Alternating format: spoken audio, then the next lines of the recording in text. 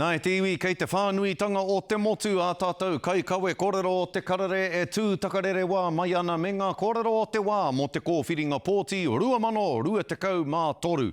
Tēnā kia whakatoitoi atu rā tātou kia Timoti a Tiaki Wai i te tuatahi kei whakatāne e tatari mai ana nō reira Timoti.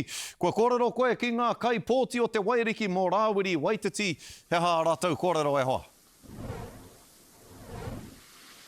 Ai, tika te kōrero, Scotty, I noho tahi au me tahi o nā kai pōti o te taone o whakatāne I tēnei rā tonu nei.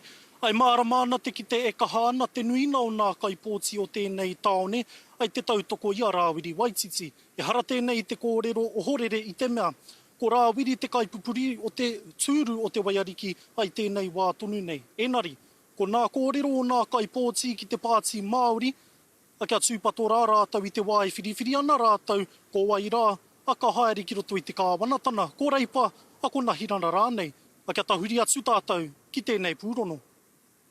Whakanui ana rātau I tētahi wikitōria moatane.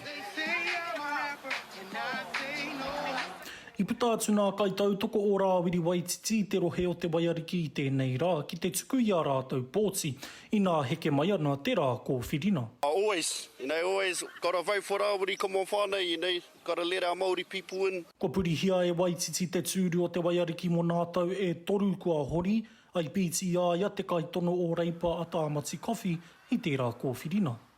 Giving us our chance, and learning our whakapapa and all of that, instead of not knowing who we are and where we come from, and as we're Rāwiri, he gives us the Māori of chance to give us a voice, to have our chance to have a say.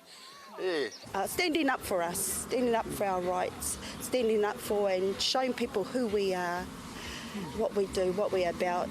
That's hard.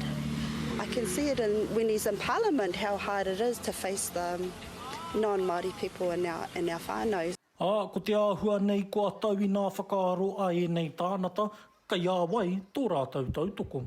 Kia kaha whānau, tautoko each other, have that kōrero at the table, at the cup of tea, and awhi everybody into it, because it's not just them, it's the whānau beside them, around them, that will help them make that decision. Ko nā kai pōti o whakatāne e mea ana. Ki te whiwhia Rāwiri te mana ki te tīwhiri ko wai ka kāwanatana hai te pō o te rā horoi, me a ta whakaaro ia ko wai ia ka kōwhiri.